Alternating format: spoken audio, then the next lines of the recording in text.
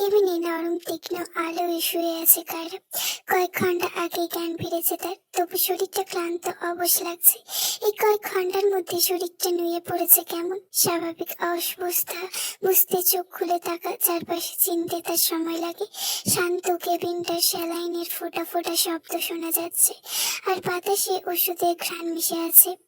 এই সময় দরজা ঠেলে ভেতরে ঢোকে কাবির আর কায়রাব।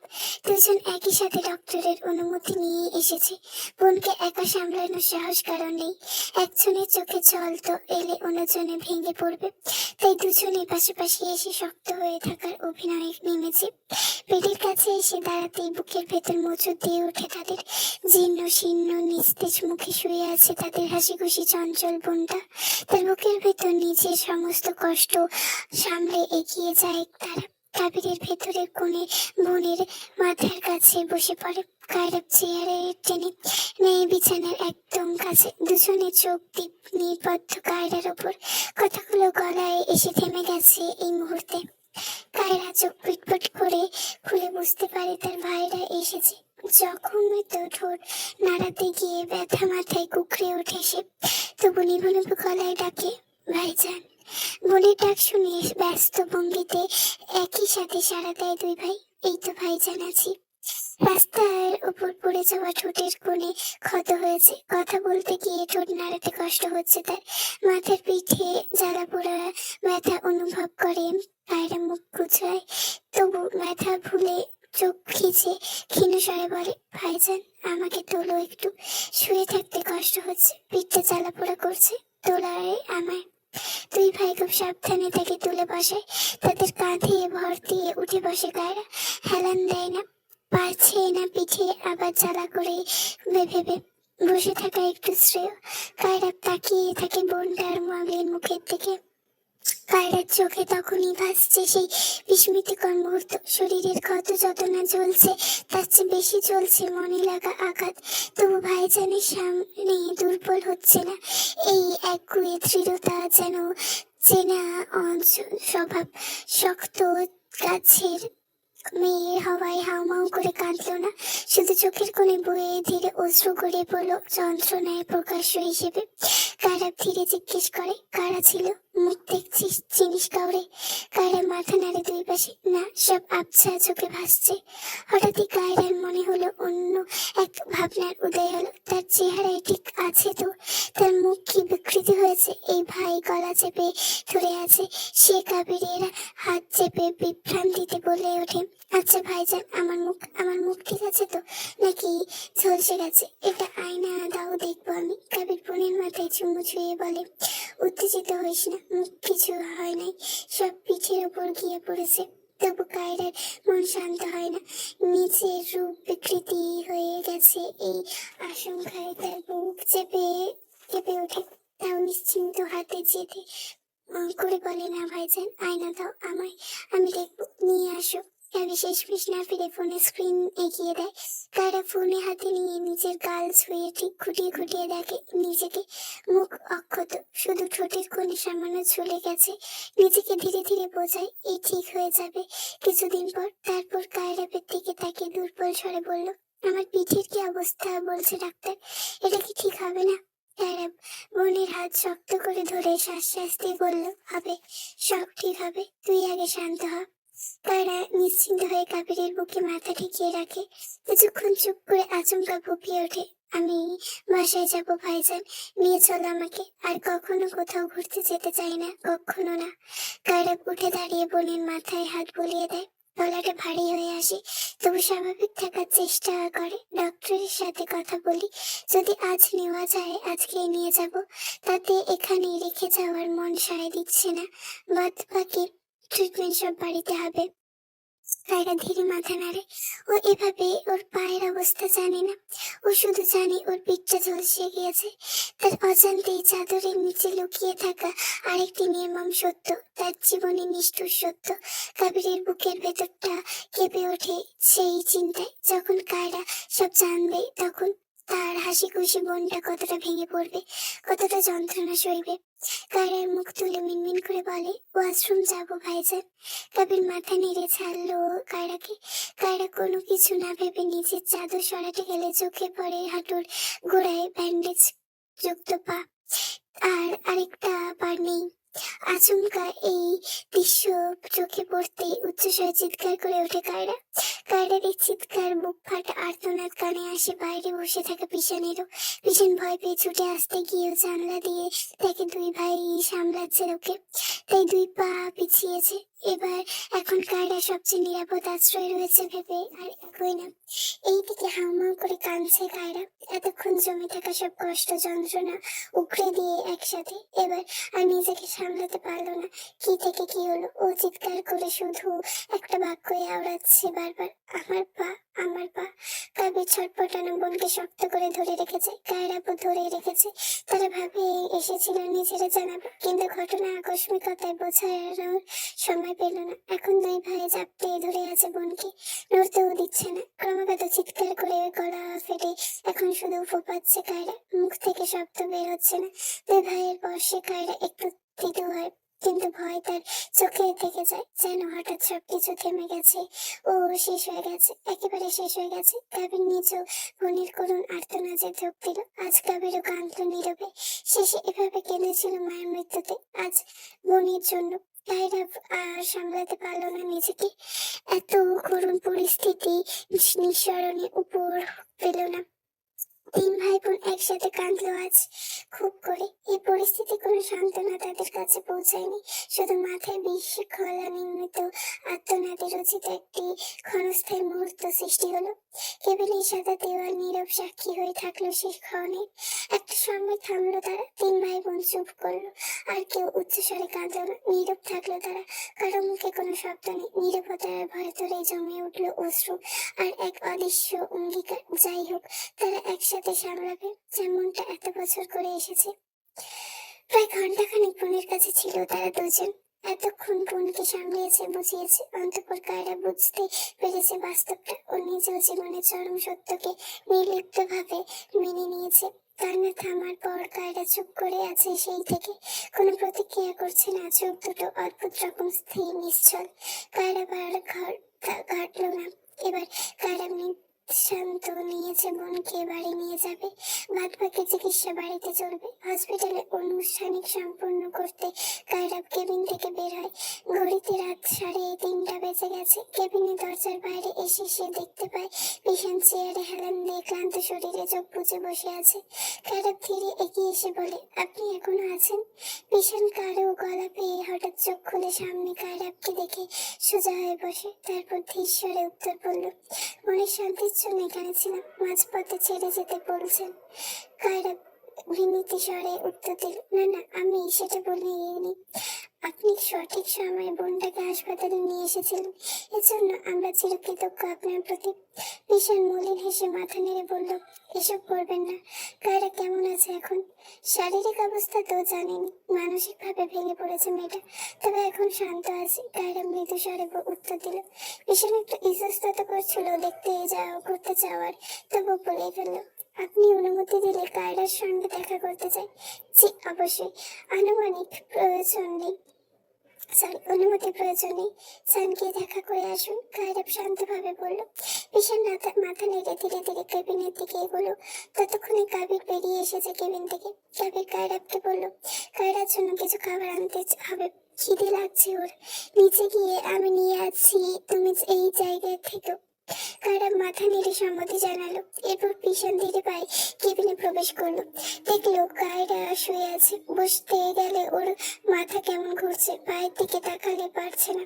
পিছনের দিকে চোখ পড়তে সে থমকে গেল। ভাবলো এখনো জাননি স্যার কি প্রয়োজন ছিল। পিছন চেয়ার টেনে বসলো কায়রার পাশে। কায়রা এবার ওই দিকে তাকাতে পারলো না, চোখ ঘুরে নিয়ে সিলিং এর দিকে তাকালো। এক ফোঁটা চোখের জলের কোণে কার্নিশ বয়ে ধরলো। নীরবতার ভার কাটলো কেবিনে। পিসের নিচেও বুঝলো না কি বলবে। কিছুক্ষণ এভাবে নীরবে কাটালো। প্রথমে নীরবতা ভেঙে পিসন বলল, তুমি সত্যি খুব স্ট্রং মেয়ে কায়রা, এমন পরিস্থিতিতেও শান্ত আছো। হুট করে বলার কথায় নিজেই ভরকালো বিশাল। একে বলল সে, আবার মনে করিয়ে দিল। মনে হলো এই কথার পুনরাবৃত্তি ওর হৃদয়কে আরো ভেঙে দিল। কারা ধীরে উঠে বসতে চাইলো। বিশাল বলল, শুয়ে থেকে উঠছো কেন? কারা ঠান্ডা গলায় মলিন হেসে বলল, একদিন মজা করে আপনাকে বলেছিলাম না খুদের কথায় কি আশ্চর্য, আল্লাহ সত্যি কবুল করে দিয়েছে। ভীষণ থমকে গেল। কায়রার কথায় ওর বুকে কাঁপলো, তবে সেটা প্রকাশ করলো না। আর মনে বলে ফেললো, ভালো করে মনে করে রেখেছো, সেদিন খুদ মানানোর কথা আপনি বলেছিলেন, আর তুমি সেখানে এমন নির্মম পরিণতির রূপ দিলে। আমাকে পাওয়ার চক্রতে তুমি আমাকে নিজেই অপরাধী বানিয়ে ফেললে। নিজের সাথে সাথে আমার অস্তিত্বকেও গেঁথে দিলে মোচনীয় দাগ, যার দায় আজীবন বহন করা ছাড়া আমার কোনো উপায় রইল না। এই কথায় মর্মার্থ কারার মস্তিষ্কে ধরতে পারলো না, তাই জিজ্ঞেস করলো, মানে? ভীষণ স্বল্প হেসে বলল, বাদ দাও, একটা কথা বলো, তোমার কি মনে হচ্ছে না এইসব কিছুর জন্য আমি দায়ী? কায়রা আতঙ্কে আটকে উঠে বলল, এইসব কি বলছেন স্যার? আপনি কেন দায়ী হবেন? এগুলো আমার দুর্ভাগ্য। ভীষণ তাচ্ছিল হেসে বলল, যদি খুব ভুল না হই পরোক্ষভাবে আমি দায়ী। কায়রা, ওই ঘটনার সময় তুমি লক্ষ্য করনি, অবশ্য সেই পরিস্থিতিতে ছিলে না, স্বাভাবিক, কিন্তু আমি বাইকের ছেলে দুটোকে দেখেছিলাম। ওদের একজনকে আমি জিহাদের সাথে দেখেছি কলেজে। I suspect he was behind this. সেদিন জনসম্মুখে আমার দেওয়া মার ও সহ্য করতে পারে না। ওর চোখে ভয়ানক ক্ষোভ ছিল, and as loss he had body eyes on issue. জানি না কথাটা সঠিক আমার ধারণা, তবে এইসব কিছু তোমার ভাইয়ার ফিরলে আমি জানাবো। কারা বিস্ময়ে হয়ে তাকালো। মলিন গলায় অস্ফুট ঠোঁট নেড়ে বলল, জিশান, ও এমন নয়, করতেই পারে না, আমি চিনি ওকে। ওই সামান্য ঘটনার জন্য আমার এত বড় ক্ষতি করতে চাইবে? ভীষণ তাচ্ছিল এসে বলল, মানুষ চেনার ক্ষমতা কি তোমার কখনো হবে না? রাগ খুব খারাপ জিনিস। আর এখানকার ছেলেপেলেদের কথা তো বাদই দাও, আমি বলেছিলাম তোমাকে ও ভালো ছেলে নয়। He is addicted to drugs. ওর কাছে এসব কাজ আহামরি কিছু না, আর না জানি কি কি অনৈতিক কাজে জড়িয়ে। তারা আরেক কদম থামকালো, বিস্ময় হয়ে বলল, আপনি কিভাবে জানলেন যে ও ড্রাগ নেই? আমরা ওর ব্যাপারে এমন কিছু শুনিনি কখনো। ভীষণ বলল, ভালো করে খেয়াল করোনি তাই? ওর হাতে এর কবজিতে খেয়াল করলে দেখতে পেতে সুচ ফোটানোর চিহ্ন, মাঝে মাঝে টেপ লাগানো থাকতো। ক্লাস বেশ কয়েকবার খেয়াল করেছিলাম আমি। এইসব শুনে কায়রা অসহায়ের মতো মাথায় হাত রাখলো।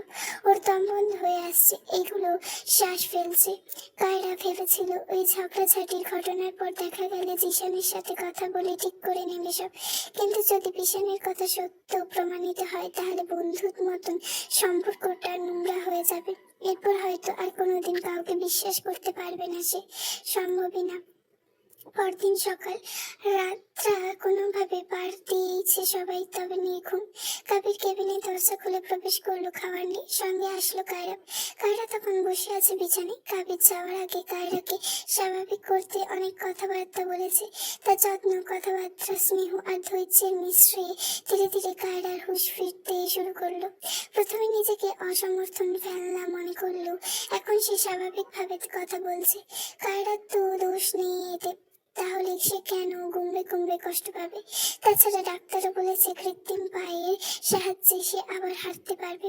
আল্লাহ শুক্রিয়া, সে প্রাণে বেঁচেছে, এটাই কি বড় কথা নয়? এমনিতে কাবির আশ্বাস দিয়েছে এই ঘটনায় আসামিদের খুঁজে বের করে সর্বোচ্চ সাজা দেয়া হবে, কাউকে ছাড়বে না তারা। এবার হতাশা আগের চেয়ে অনেক কম হয়েছে, মোটামুটি সে স্বাভাবিক আচরণ করছে এখন। তার মানসিকভাবে ছেড়ে উঠেছে, সময় তো লাগবেই। কাবির হাতে একটি সেদ্ধ ডিম আর মিল্কশেক, বাকিরা রাতে কিছু খায়নি। কায়রা সেসব জানে না। এইসব বিশাল সহ কায়রা কাবির তিনজনই কেবিনে ছিল। কায়ের, আপনার টিকিটও কেটেছি, একেবারে আমাদের সাথে ফিরবেন? কায়রা মৃদু কণ্ঠে বলল বিশানকে। বিশান অবাক হয়ে বলল, এর কোনো প্রয়োজন ছিল না। কায়রা হাসি মুখে জবাব দিল, আপনি আমাদের মাঝখানে ছেড়ে যাননি, এবার আমরা কি করে যাই? বিশান বিনয়ী ভঙ্গিতে আলতো হাসলো। বিনয় এই সময় কাবির ডিম খাওয়াতে কায়রাকে জোর করে। কায়রা নাক কুচকে বিরক্ত গলায় বলে, সামনে থেকে সরাও ভাইজান, ইয়াক, এই ডিম কে খায় ভাই? কাবির চোখ হালকা রাগের আভাস, কিন্তু তাতে রয়েছে মমতার ছোঁয়া বেশি। সে ধমক দিল, তুই অসুস্থ, তুই চুপ করে রয়েছি। এই ডিম ভদ্র মতো না খাইলে আমার শক্ত হাতে থাবড়া খাইতে হবে, শিওর থাক। এখন চয়েস কর, কি খাবি, থাবড়া নাকি ডিম? কায়রাব নরম হলো বোনের প্রতি, তাই উল্টো কাবিরকে ধমক বলে, পাকিস না, ধীরে সুস্থে বুঝিয়ে খাওয়া ওকে। কায়রা মুখ কুচকে বিরক্ত গলায় কাবিরের দিকে তাকিয়ে বলল, দাও দাও, ডিম খাচ্ছি। তোমার থাপড়া খেলে আমার আর হাসপাতাল ছেড়ে যাওয়া হবে না। কায়রা ডিম খেতে নিল কোনো কুচকানো মুখে। কাবির চোখে হাসি ফুটলো। কায়রা বোনকে প্রশ্ন করলো, আর কিছু খাবে, নিয়ে আসবো? কায়রা মাথা নাড়লো, আর ভালো লাগছে না আর কিছু। দুই ভাই শুকনো মুখের দিকে তাকিয়ে সন্দেহের চোখে বলল, তোমরা খেয়েছো? এবার দুই ভাই চুপ। পিছনে এসব দৃশ্য দেখছে, মনের ভেতরে আলাদাই ভালো লাগা ঢেউকে উঠলো এদের ভাই বোনদের এত সুন্দর বর্ণিং দেখে। নিঃসন্দেহে কায়রা ভাগ্যবান, এমন ভাইদের পেয়ে। কায়রা রাগান্বিত গলায় বলে, চাও খেয়ে এসো, নাকি সবাই আমার সাথে হাসপাতালে অ্যাডমিট হওয়ার প্ল্যান করছো? এদিকে না খাওয়া ছেড়ে মুখখানি বানিয়েছো কি এক একজন, এই চেহারাই আমাকে সামলাবে কিভাবে? এরপর পিছনের দিকে ঘুরে তাকিয়ে সেই একইভাবে বলল, আপনিও নিশ্চয়ই খাননি স্যার, চান তো খেয়ে আসুন সবাই। খাওয়া শেষ হলে ধীরে সুস্থে বাড়িতে যেতে চাই, জাস্ট এই হসপিটালে আর থাকা যাচ্ছে না, দম বন্ধ লাগছে আমার। কাবির, কায়রাব আর পিছন উঠে কেবিন থেকে বেরিয়ে গেল। কখনো কথা হলো না কায়রার মুখের ওপর, যদিও গলা দিয়ে কারোর কিছু নামবে না, তবুও চলার শক্তি পেতে পেটে কিছু দানা পানি পড়া দরকার। ফ্লাইট আকাশের বুক চিরে এগিয়ে চলেছে নিজস্ব গন্তব্যের দিকে। জানলার বাইরে মেঘের দল তুলোর মতন ভেসে বেড়াচ্ছে। সামনের সিটে পাশাপাশি বসেছে কায়রাফ আর কায়রাব, তাদের ঠিক পেছনে শরীরে বিশান আর কাবির। হঠাৎ কাবিরের ফোনটা বেজে উঠলো। রিংটোনের আওয়াজে স্ক্রিনে ভেসে উঠলো দুটো লাভ ইমোজির মাঝে প্রীতির নাম। কাবির এইসব অদ্ভুত কাজও করে আজকাল, প্রেমিকার নাম এভাবে সেভ করার কোনো মত পাগলামি। ভাবনা ছুড়ে কলটা রিসিভ করতে উপাস থেকে উৎকণ্ঠিত কণ্ঠে প্রশ্ন ভেসে আসে, আপুর কি অবস্থা এখন, কেমন আছে? কাবির জানলার দিকে তাকিয়ে শান্ত গলায় বলল, আছে মোটামুটি। উপাস থেকে প্রীতিশের একটু স্বস্তির নিঃশ্বাস ফেললো। এরপর বলল, আল্লাহ সুস্থ করে দিক তাড়াতাড়ি, আমি নিউজে সব দেখেছি, কি থেকে কি হলো। কাবির মাথা নেড়ে বলল, চিন্তা করো না, দোয়া করো বেশি বেশি। কথা বলতে বলতে হঠাৎ কাবিরের মনে হলো প্রীতিশের গলাটা আজ কেমন যেন অন্যরকম শোনাচ্ছে, কণ্ঠ হালকা ভাঙা ভাঙা লাগছে, মাঝে মাঝে নাক টানার আওয়াজও পেয়েছে কাবির। তাই কাবির খানিকটা চিন্তিত স্বরে জিজ্ঞেস করলো, তোমার গলার এমন লাগতেছে কেন, ঘ্যার ঘ্যার করতেছো কেমন জানি। উপাস থেকে আবার শুকনো করে নাক টানা শব্দ হইলো। এইদিকে প্রীতিশা খুশি হলো কাবির ছোট ছোট কেয়ারে। এই ভেবে প্রীতিশা একটু লাজুক ভঙ্গিতে বলল, ওই যে কাল বেলা করে গোসল করেছিলাম, ঠান্ডা লেগে গেছে। কাবির ঠান্ডা গলায় বলল, এত অযত্ন করো কেন শরীরের প্রতি? সামনের সিটে বসে কায়রাব আর কায়রা দুজনে পিচ করে হেসে উঠল। এমন সাদামাটা আন্তরিক কথোপকথন তাদের বেশ মজা লাগছিল। শুধু পিশান চুপচাপ ছিল, তার মুখে কোনো অভিব্যক্তি নেই, সে এক প্রকার নিজের ভেতরেই ডুবে আছে। কায়রা মনে মনে ভাবলো, যাক, অবশেষে তার ছোট ভাইটা সত্যি প্রেমে পড়েছে, ভালো থাকুক দুটোতে। প্রায় 8 ঘন্টা ধরে কথাবার্তার পর কাবির ফোনটা রেখে দিল। ফোনটা পকেটে ঢুকাতে পাশ থেকে পিছনের গলা খাকড়ি দিয়ে কৌতূহলী ভঙ্গিতে বলল, কে ছিল, গার্লফ্রেন্ড?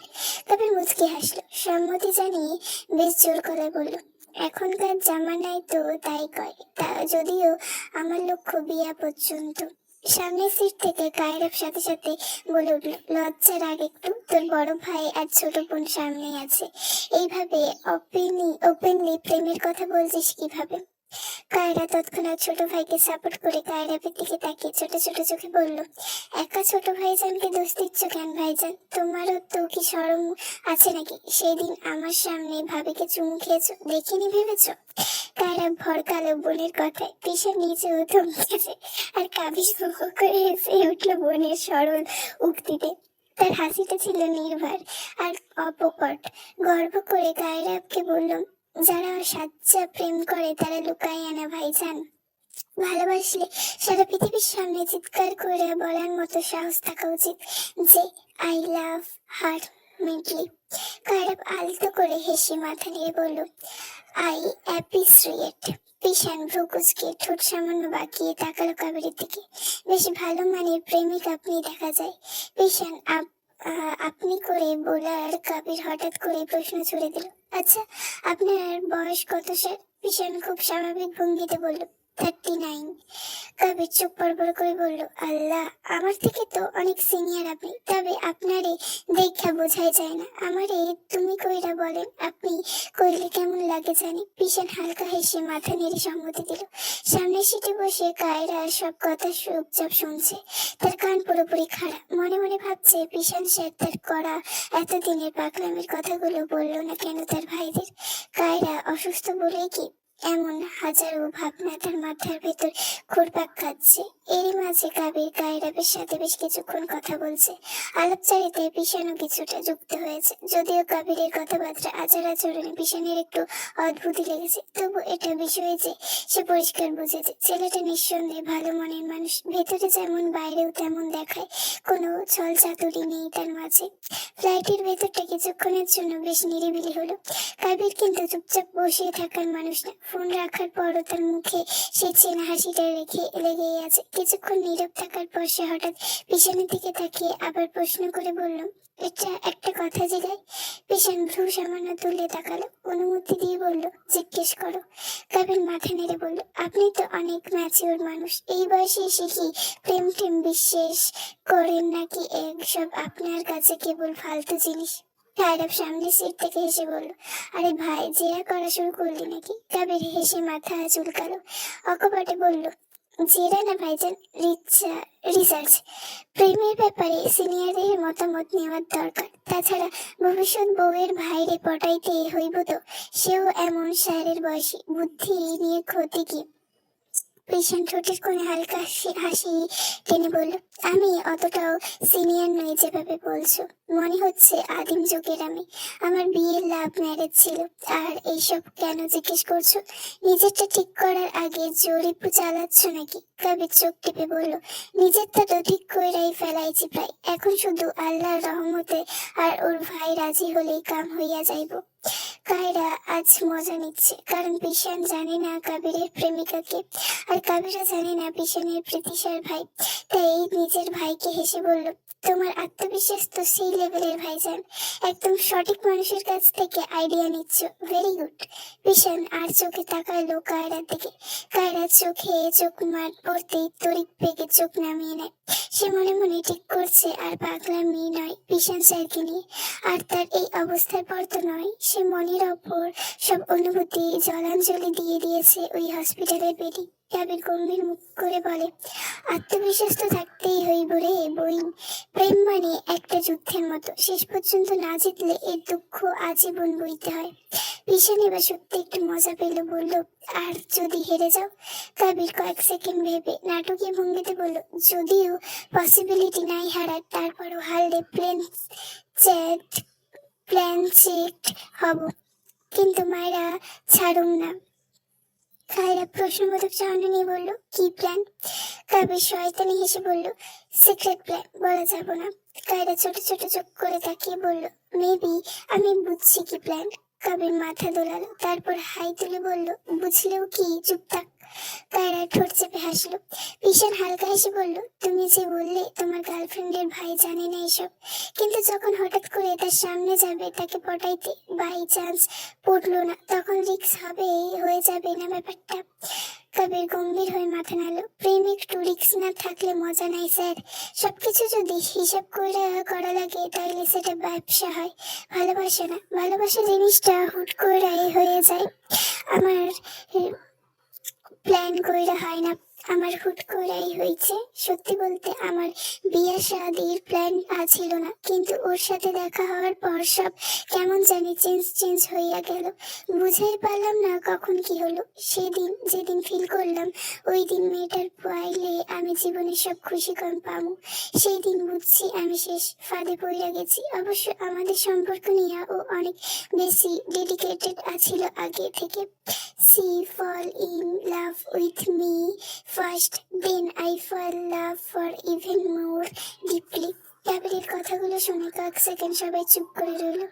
কায়রা পেছন ফিরে তাকিয়ে মুচকি হাসলো আর বলল, তোর কথা শুনে আমি শিওর তুই মারাত্মকভাবে প্রেমে পড়েছিস। এক সময়কার তেরা ভাবটা কেটে গেছে, তুই মানুষ করে ফেলেছ ওই মেয়ে। তারপর জানলার বাইরে তাকিয়ে হালকা গলায় বলল, শুধু প্রেমে পড়ি নাই ভাইজান, ডুইবা গেছি, বাঁচার উপায় নেই। আজকাল কাবির সবার সামনে স্বীকৃতি দিল, এতদিনকার অনুভূতি সবাইকে জানালো যা মনের কোঠরিতে গোপন রেখেছিল এতদিন। পিশান আবার আর কিছু বলল না, শুধু চুপচাপ কাবিরের দিকে কয়েক মুহূর্ত তাকিয়ে রইল। মনে মনে ভাবলো, ছেলেটা একটু অদ্ভুত ঠিকই, কিন্তু তার কথাগুলো সততা আছে। ওর ভালোবাসার ধরনটা ভালো লাগলো, পাগলামি পূর্ণ বলে। আর যাই হোক, কোনো মেয়েকে ঠকানোর মতো না। আনমনে পিশান হাসলো এসব ভেবে।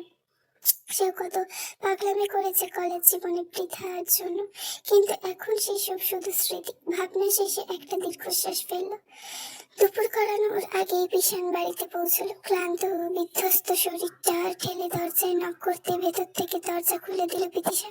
দরজার আওয়াজ শুনতে অপেক্ষায় বাঁধ ভাগলো পিয়া আর বিভানের। তাদের বাবা ফিরে রুম থেকে ছুটে এলো দুজন একসাথে। দুজন বাবাকে শক্ত করে জড়িয়ে ধরলো। পিশান আলতো হাতে তাদের আঁকড়ে নিল। সেই দৃশ্যটা দাঁড়িয়ে দাঁড়িয়ে দেখছিল প্রীতিশা। ঠোঁটের কোণে অজান্তে ফুটে উঠলো একখানি মৃদু হাসি। এমন দৃশ্য দেখলে যে কারণ মনে ভালো হয়ে যাবে। পিহা মুখ তুলে বলল, বাবা আমি তো নিউজটা দেখে খুব ভয় পেয়ে গেছিলাম, আন্টি এখন কেমন আছে, সেরে যাবেন তো? পিশান শান্ত গলায় বলল, চিন্তা করো না, সব ঠিক হয়ে যাবে। আন্টি এখন ইনজিউর্ড, তাহলে বুঝতেই পারছো তার মনের অবস্থা কেমন। আমরা শুধু তার জন্য দোয়া করতে পারি। পিহা ধীরে পা নাড়ালো। তার পাশে দাঁড়িয়ে থাকা বিভান হেসে উচ্ছ্বসিত হয়ে বলল, এত কিছুর মাঝেও কিন্তু একটা ভালো খবর আছে বাবা। পিশান ভ্রু কুঁচকে বলল, কি খবর? বিভান উজ্জ্বল মুখে বলল, আপুর পা একদম সেরে গেছে, এখন স্ক্র্যাচ ছাড়াই হাঁটতে পারে আপু। পিহা বিনিময়ে আলতো হাসলো। পিশান একটু দূরে সরে মেয়ের দিকে তাকিয়ে অবাক হয়ে বলল, তাই তো, আমি তো খেয়ালই করিনি। আমার প্রিন্সেস হেঁটে এসে আমাকে জড়িয়ে ধরেছে, আলহামদুলিল্লাহ। পিয়া হেসে বলল, হ্যাঁ বাবা, পা সেরে গেছে। আর শোনো, তুমি আগে ফ্রেশ হয়ে আসো। আজ সকালে আমি একটা নিউজ ডিশ রান্না করেছি, যদিও মনি দেখিয়ে দিয়েছে, কিন্তু সব সব কিন্তু আমি করেছি। প্রীতিশার সঙ্গে সঙ্গে বলল, আমি আবার কোথায় ক্রেডিট নিচ্ছি? সবই তো তুই করছিস, এভাবে ঘটা করে বলার কি আছে? পিশান হালকা হেসে বলল, ঠিক আছে বুঝেছি, আমি একবার গোসল করে আসছি। তখন বিভান ব্যাগটা কাঁধে তুলে নেয়। মনি, আমি তাহলে বেরোলাম, প্রাইভেট আছে আমার। প্রীতিশা মাথা নেড়ে বলল, সাবধানে যাস। বিভান তখন বেরিয়ে গেল। কিছুক্ষণ পর ফ্রেশ হয়ে পিশান সোজা ডাইনিং টেবিলে এসে বসলো।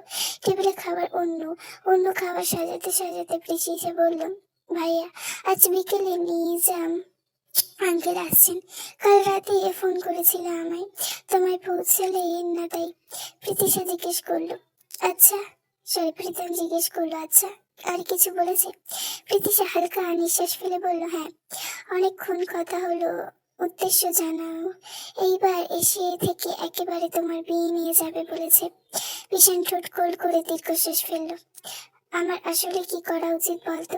কাউকে বোঝাতে পারছি না আমার জীবনের কোনো অভিযোগ নেই, তবু এই বিয়ে বিয়ে কথা এখন খুবই বিরক্ত লাগছে। সবাই একটু বেশি বেড়াবাড়ি করছে, যেখানে আমার ইচ্ছে নেই সেখানে কারোর কথা কিভাবে থাকতে পারে।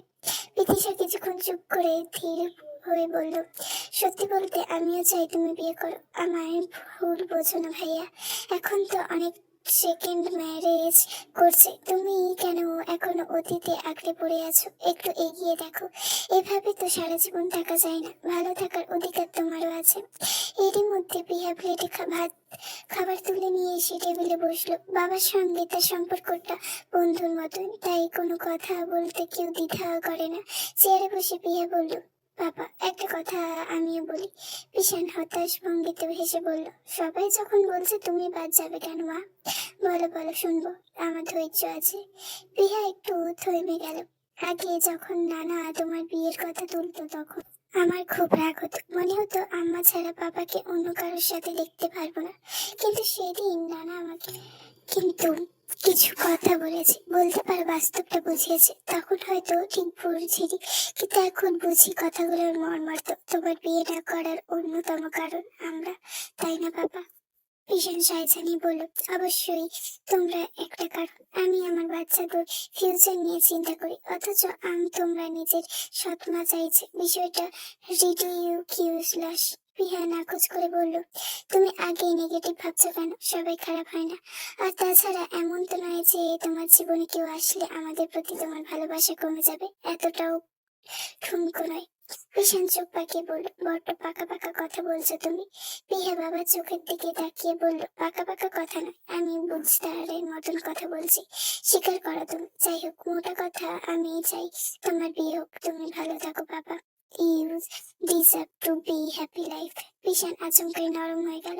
মেয়ের মাথায় আলতো হাত বুলিয়ে বলল, আমি তো ভালোই আছি প্রিন্সেস, তুমি তোমার ছোট মাথায় এত চাপ নিও না। আপাতত এসব ভাবনা ছাড়ো, বাবা আসুক বিকেলে, তখন কথা হবে। তারপর একটু হাসলো পিছন, হাসি মুখে মেয়েকে বলল, এখন আগে দেখি তো আমার প্রিন্সেস কি রান্না করেছে, টেস্ট করবো তো। আর প্রিভান খেয়ে গেছে? প্রীতিশা বলল, ও আগেই খেয়েছে, আমরা এই বাকি এখন। রিহা এবার আর কিছু বললো না, ব্যস্ত হয়ে পড়লো বাবাকে তার বানানো নতুন ডিশ খাওয়াতে। ওইসব ভাবনা পরে হবে ক্ষণ। রাত তখন ঠিক 9:45। খানবাড়ির ভেতরে একদম নীরব। সবাই একই ঘরে বসে থেকেও আলাদা আলাদা চিন্তায় বন্দি। কায়রার ঘরে আজ সবাই জড়ো হয়েছে। বিছানার একপাশে পাশাপাশি বসে আছে কাশি আর কায়ান। কায়রা বালিশের সাথে হেলান দিয়ে বসে আছে, তার পায়ে টেবিলের ওষুধের ছড়াছড়ি। তার উপর সামনে থাকা সোফাটায় বসে আছে কাবির আর কায়রা। দুপুরের পর থেকে কাবির এখানেই ছিল বোনের জন্য। এখন হঠাৎই কাবির উঠে দাঁড়ালো, ধীর পায়ে এগিয়ে গেল বোনের দিকে। কায়রার মাথা আলতো করে চুমু খেয়ে নরম গলায় বলল, জায়গা থাক, খারাপ লাগলে কল দিস। কায়রার চোখ দুটো তখনও ক্লান্ত আর বিষণ্ণ। সে মলিন স্বরে বলল, থেকে যাও না ভাইজান, এটাও একটা রাত ওই বাড়িতে কাটাও না, আমার তো কখনো একসাথে থাকলাম না। বোনের কথাটা শুনে কায়রা একটু থমকে গেল। কায়সী নীরবে তাকিয়ে আছে এই ভাই বোনদের দিকে। আসলে কায়সী এই বাড়িতে বউ হয়ে আসার পর এক রাতও কাবিরকে এখানে থাকতে দেখেনি, অথচ এদের ভাই বোনের সম্পর্ক এত গভীর, দেখলে বোঝা যায় না। তবুও কাবির কেন আলাদা থাকে, সে প্রশ্ন তার মনে বারবার ঘুরে ফিরে আসে। কাবির হালকা এসে বোনের কপালে টোকা দিয়ে স্বতঃস্ফূর্ত ভাবে, কই থাকি না একসাথে? একসাথে থাকা মানে এক ছাদের নিচে থাকা নাকি, পাগল মাইয়া? কায়রা আর জোর করলো না। সে জানে তার ভাইজান নিজের সিদ্ধান্ত থেকে সহজে সরে না। অটল সে, অগত্যা সে চুপ করেই রইল। কাবির দরজা খুলে বাইরে বেরিয়ে যাচ্ছিল। দরজা বন্ধ হওয়ার আগেই পেছন ফিরিয়ে এলো কায়রা। সদর দরজা অব্দি যাওয়ার আগে হঠাৎ ডেকে উঠল, কাবির শোন। কাবির পেছন ফিরে তাকালো প্রশ্নবিদ্ধ চোখে। কায়রা এক মুহূর্ত দেরি না করে এগিয়ে এসে হঠাৎই ভাইকে জড়িয়ে ধরল। কাবির প্রশ্নোত্তর চমকে গেল, তবু ঠিক কিছু বুঝলো না। শুধু আলতো করে ভাইয়ের পিঠে হাত রেখে নরম গলায় বলল, কি হয়েছে ভাইজান? কায়রা ধীরে ধীরে তাকে ছেড়ে দিল। মুখে ফুটে অদ্ভুত এক অস্বীকারোক্তি রেখা, তবু বলল, হসপিটালে তোকে উল্টোপাল্টা কথা বলছিলাম, আমার উচিত হয়নি। আমি কাবির কথাগুলোর মাঝখানে থামিয়ে দিয়ে হেসে উঠল, সিরিয়াসলি ভাইজান, ওই কথা নিয়ে এখনো পড়ে আছো? ধুর, ওইসব আমি ধরিই না। কাটা মাথা নেড়ে বলল, না, কিন্তু পরে মনে হয়েছে ওইভাবে বলা উচিত হয়নি তোকে, অযথা ব্লেম করতে যাচ্ছিলাম। আসলে কায়রার অবস্থা দেখে মাথা ঠিক ছিল না তখন। কাবির একটু মৃদু হেসে একটা অদ্ভুত কথা বলল, কায়রার অবস্থা দেখিয়া কি খালি তোমার মাথা একা খারাপ হয়েছিল, আমার হয়নি? কায়রা সংকুচিত বেগে তাকায়। কাবির একটু থেমে আবার বলল, অবশ্য তুমি বলতে পারো, ও তো তোমার নিজের বোন, তাই চিন্তাও তোমার বেশি। কথাটা শেষ হতে কায়রা স্থির হয়ে গেল, অবিশ্বাস্য চোখে তাকিয়ে রইল ভাইয়ের দিকে। এই কথাটা বলতে পারলো কাবির? কায়রা অবাক হয়েই বলল, এসব কি বলিস তুই? কায়রা, আমার নিজের বোন মানে তোর বোন না ও? কাবির ঠোঁটে এক ফোঁটা হাসি ফুটলো, তবে এটা কষ্টের হাসি, হতাশার। ভারী গলায় বলল, সত্যি তো এইটাই ভাইজান, আমি তো তোমাদের মায়ের পেটের কেউ না, অস্বীকার করবেন। কায়রা এবার গম্ভীর হয়ে উঠল, আমাদের রক্ত এক কাবের, এইটা তুই অস্বীকার করবি? এইবার কাবেরের মুখে অভিব্যক্তি বদলে গেল, চোখ দুটো হঠাৎ করে কেমন কঠিন হয়ে উঠল। কঠিন, ভারী গলায় বলল, দূষিত রক্ত ভাইজান, পরিশুদ্ধ না। ওই রক্তে আমি ঘেন্না করি। Just I am done with carry this asshole father blood. এক মুহূর্ত নীরবতা, তারপর কাবিরা দাঁড়ালো, মুখে শুধু বলল, দেরি হইতেছে, গেলাম। কথাটা বলে হনহন করে হাঁটা দিল কাবির। মাথাটা ছেড়ে গেছে নিজের বাপের কথা শুনে। খান বাড়ির গেট পেরিয়ে অন্ধকারে মিলিয়ে গেল কাবিরের ছায়ামূর্তি। পেছনে দাঁড়িয়ে রইল কায়রা, স্থির নীরব ভঙ্গিতে। তারই আর কি বা বলার আছে? কাবির এই রাগ ক্ষোভ কোনো কিছুই অযৌক্তিক না। বিকেলের শেষে প্রহরে সূর্যের আলতো কোমল সোনালি পরশ হয়ে নেমে আসছিল ধরণীর বুকে। পিশানের ঘরের বড় বারান্দায় পিশান আর নিজাম উদ্দিন পাশাপাশি বসে আছে দুটো চেয়ারে। সামনে ছোট টেবিলে রাখা গরম ধোয়া উঠছে। নিমাজ উদ্দিনের পরনে সাদা ফতুয়া আর পাজামা, মাথা ভর্তি ঘন পাকা চুল, বয়সের ছাপ স্পষ্ট, তবু চেহারায় অদ্ভুত এক জ্যোতি রয়ে গেছে। গায়ের রং শ্যামবর্ণ হলো, মুখের মাধুর্য এমন যে তাকালেই বোঝা যায় যৌবনকাল মানুষটা নিশ্চয়ই বেশ সুদর্শন ছিলেন। এইমাত্র বিকেল গড়িয়ে যাওয়ার আগেই তিনি পৌঁছেছেন পিশানের বাড়িতে। সুদূর চট্টগ্রাম থেকে এসেছেন। নিজামুদ্দিনের আগমনের উদ্দেশ্য জেনে পিশান খানিকটা বেকায়দায় পড়ছে বটে, কিন্তু তা প্রকাশ করার চেষ্টা করছে না। তবু তার শ্বশুরের অভিজ্ঞতা চোখ এড়িয়ে যায় না কিছুই। তিনি তো ভালোভাবে টের পাচ্ছেন বর্তমান জামাই শ্বশুর দুজনেই চা পান নিয়ে ব্যস্ত। অনেকদিন পর এমন করে একসাথে বসা, স্বাভাবিক কথাবার্তার মাঝেও নিজামুদ্দিন হঠাৎ গত 2 দিনের আলোচিত খবরটার প্রসঙ্গ তুললেন। পেপারে তোমার কলেজের সেই শিক্ষার্থীর অ্যাক্সিডেন্টের খবর পড়লাম। মেয়েটা এখন কেমন আছে? ভীষণ আলতো করে একটা দীর্ঘশ্বাস ফেললে। যেমন থাকার কথা, শারীরিক আর মানসিক দুই দিক থেকে বিধ্বস্ত মেয়েটা, কিন্তু সবার সামনে হাসি মুখে বোঝাচ্ছে কি সি ইজ ফাইন। কথাটা বলে ভীষণ হালকা তাচ্ছিল্যের হাসি দিল। নিজামুদ্দিন ধীর স্বরে বললেন, আল্লাহ আল্লাহ দ্রুত সুস্থ করে দিক মেয়েটাকে। কিছুক্ষণ নীরবতা নেমে এলো। ভীষণ ভেতরে ভেতরে আরেকটা কথা বলার সাহস জোগাড় করছিল। সে কথাটা বলতে ইতস্তত করছিল, কারণ কারণ এর আগে এই সম্পর্কের কথা উঠলেও কোনো সাড়া পায়নি মানুষটার থেকে। কিন্তু না বললেও নয়, শেষ পর্যন্ত দ্বিধা সরিয়ে বলেই ফেললো, বাবা, একটা কথা বলতে চাচ্ছিলাম আপনারে। নিজামুদ্দিন মৃদু হেসে বলল, আমিও বলতে চাই, তবে আগে তুমি বলো শুনি। পিছনে একটু এগিয়ে এসে নিজামুদ্দিনের হাতটা আলতো করে ধরল। অনুরোধে সুর বলল, ভুল নিতে না করে সরাসরি বলছি, মা মারা যাওয়ার পর 1000বার বলেছি আপনাকে, কিন্তু আপনি শোনেননি। এই বাড়িতে আপনার একা থাকার কোনো মানেই হয় না।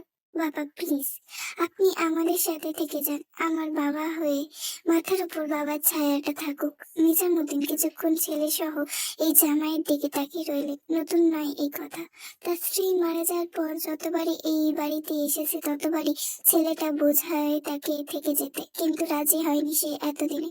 ভাবনার মাঝে নিজামুদ্দিন মৃদু হেসে পিশানের পিঠ চাপড়ে বলল, তুমি ভুল করে আমার জামাই হয়ে গেছো পিশান, আসলে তোমার আমার ছেলে হওয়ার কথা ছিল। পিশান অবাক হলো না, কারণ সে জানে তার ছেলের থেকে কোনো অংশে কম দেখে না তিনি। নিজামুদ্দিন আবার বলল, আমাদের অনেক মিল আছে, আর সবচেয়ে বড় মিল কি জানো? জেদ।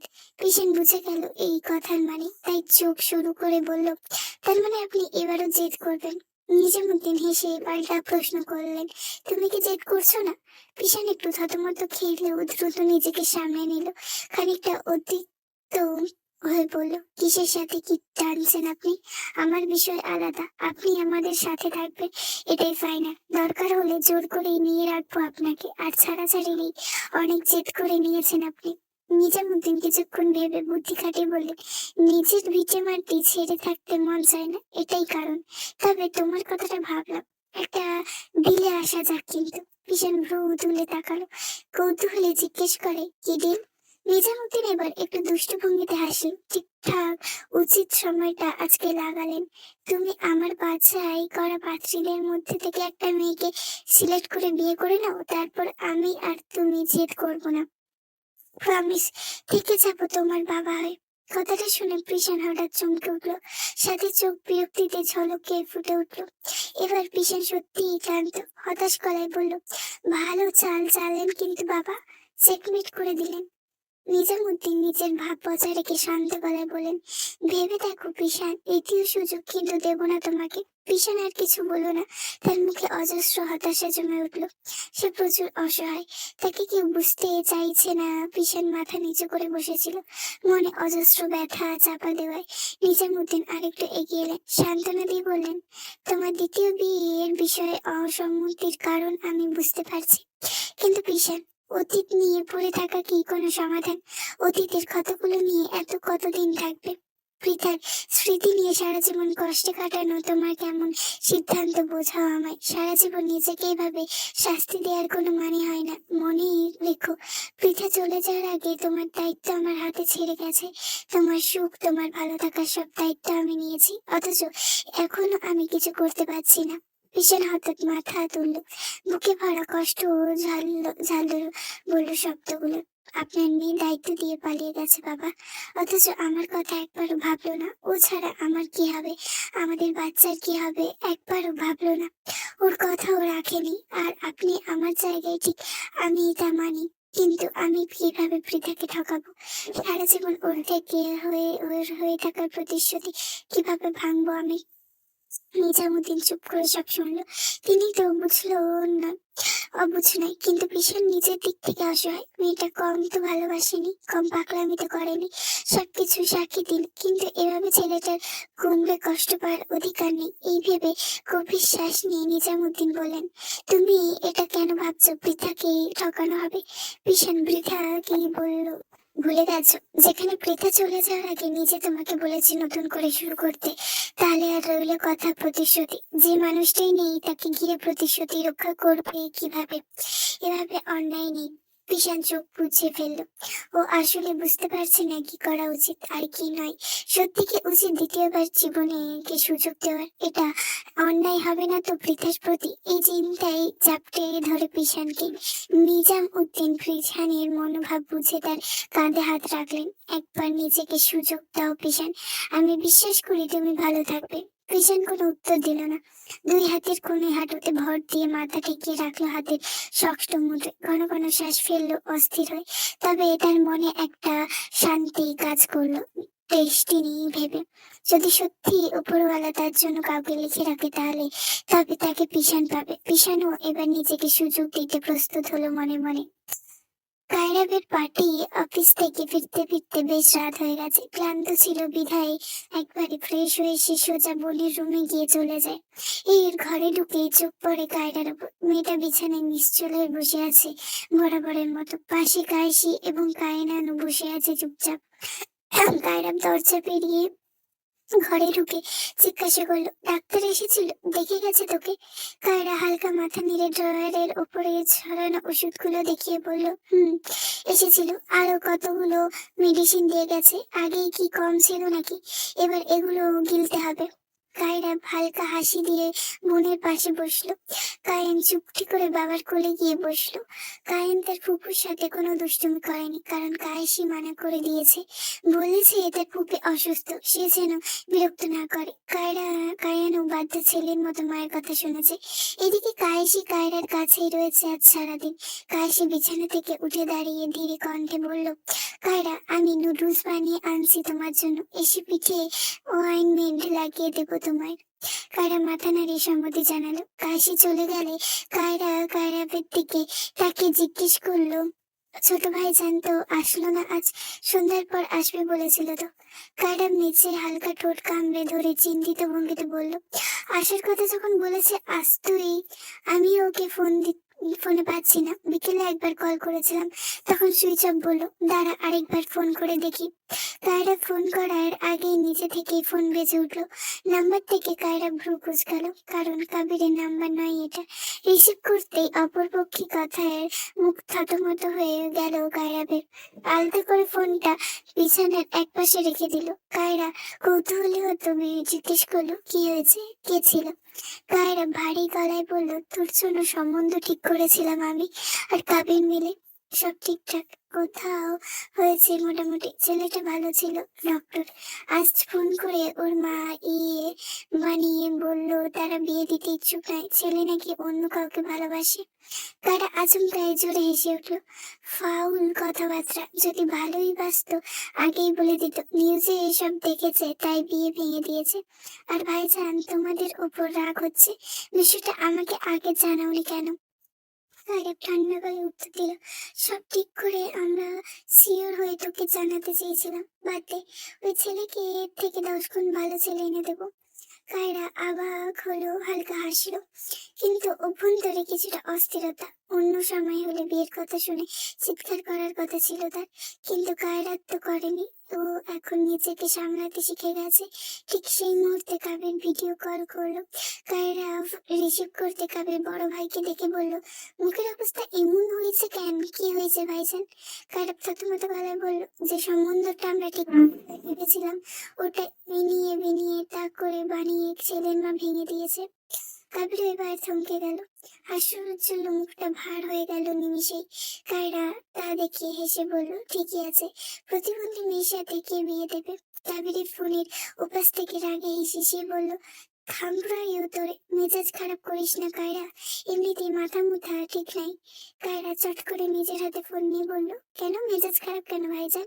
সত্যিই মানতে শেখো, তোমাদের বোন প্রতিবন্ধী, তার একটা পা নেই, এবার বিয়ে কিভাবে দেবে তোমরা?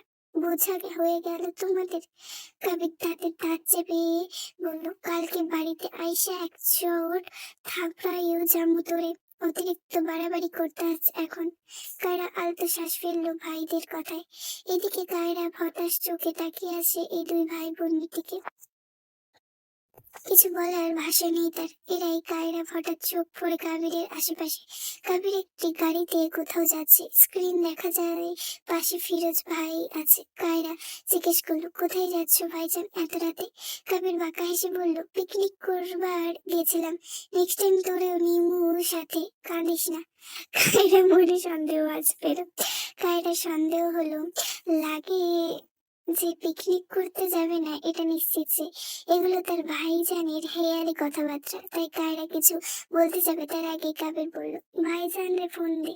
কায়রা বিনা বাক্যে দিয়ে দিল, কিন্তু মুখ থুত করতে কাবিরের ফোনের উপাস থেকে বলে উঠল, ভাইজান কাম শেষ, কালকে ব্রেকিং নিউজের জন্য রেডি হও, অতিরিক্ত মদ্যপান নিহত 3 যুবক। এই বলে উচ্চস্বরে শয়তানি হাসি দিল কাবির।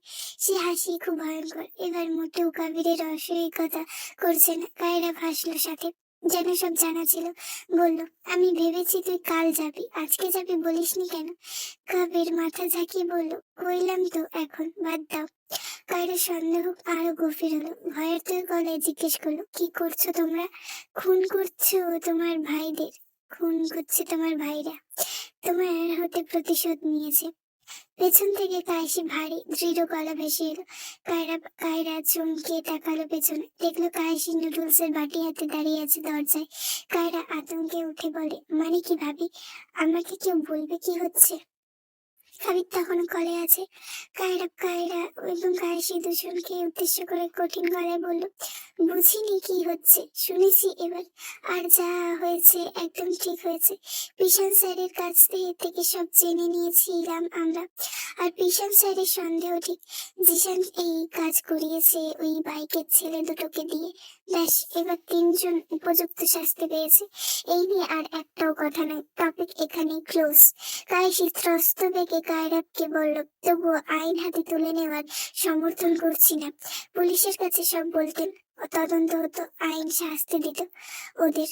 কাবির সব শুনতে পায় ফোনের পাশ থেকে, তাই নিজে বলে, আরে আর প্রতিবাদী ভাবি যান, আপনি কিসের ভিত্তিতে কইলেন খুন করছি? খুন করতে দেখেছেন? না, যাই নাই, ঠাস কইরা একটা ভুয়া কথা কইয়া দিলেন। আর কি কইলেন? আইন, এই দেশে ধর্ষণ খুঁজে শাস্তি হয় না, আর আমার বোনের অ্যাসিড নিক্ষেপে শাস্তি দেব? ও যে পা হারাইলো ওইটা ফিরা পাইবো জীবনে? আপনার আইন দিত ফিরাইয়া। কাইসি এবার ফোনের স্ক্রিনে তাকিয়ে বিষণ্ণ কণ্ঠে বলল, আমাকে নতুন করে চেনাবে তোমাদের? আমি এখনো বলবো এটা ঠিক হয়নি। তোমরা যাই করো না কেন, পা তো কায়রা এমনিও ফিরে পাচ্ছে না, তাহলে এইসব করার কি মানে আছে? নিজের গায়ে কেন দাগ লাগালে কাবির? কাবির হেসে বলল, আমার গায়ে এমনিতেও যে পরিমাণ দাগ আছে তার কাছে এটা কিছুই না। তাছাড়া মনের শান্তি তো পাইলাম, তাই না ভাবি? কাইসি এবার চুপ হলো। কাবিরও ফোন কাটলো। কাবিরের কথা সত্য, কিন্তু ও মানতে পারছে না এই প্রতিশোধ আর ন্যায় অন্যায় জটিল মিশ্রণে নিজেকে শুধু শুধু চড়ালো। এই বাড়ির লোকরা অভিশপ্ত জীবনে থাকবে সারা জীবন, বের হওয়ার কোনো পথ নেই। পরদিন দুপুরে 12টায় প্রিয়া স্কুল থেকে ফিরে এলো। ফর্সা মুখের ওপর ঘামের বিন্দু বিন্দু জমেছে। আজ হাফ ডে, তাই স্কুল ছুটি পেয়েছে তাড়াতাড়ি। ঘরে ঢুকতে সে সঙ্গে সঙ্গে তার বান্ধবী নিজেকে ডেকে নেয়। তার বাবা মা একই কোম্পানিতে জব করে।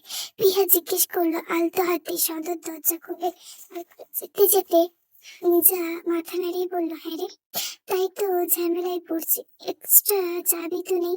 প্রিয়া মৃদু হেসে বলল, সমস্যা নেই, আন্টি আঙ্কেল না আসা পর্যন্ত আমার বাসায় থাক, তারপর আন্টি আঙ্কেল এসে নিয়ে গেলে চলে যাস। এবার চল আমার রুমে যাই।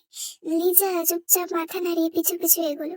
যাওয়ার সময় লিজা চোখ পড়লো রুমের পাশে, যেখানে একজন লোক বসে টেবিলের উপর মুখ ঝুঁকে বই পড়ছে। মানুষটা বসা অত্যন্ত ম্যানলি ভঙ্গিতে, স্থির, ফর্সা আটসার শরীরের, সাদা শার্টের হাতা ফোল্ড করা আর সাধারণত কালো ট্রাউজার। লিজার চোখ চেয়ে সে মুহূর্তে ধ্রুবতারার মতো জ্বলজ্বল করলো।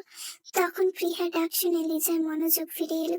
ভ্রু কুঁচকে প্রিয়া হেসে বলল, ওইদিকে কি দেখছিস এভাবে?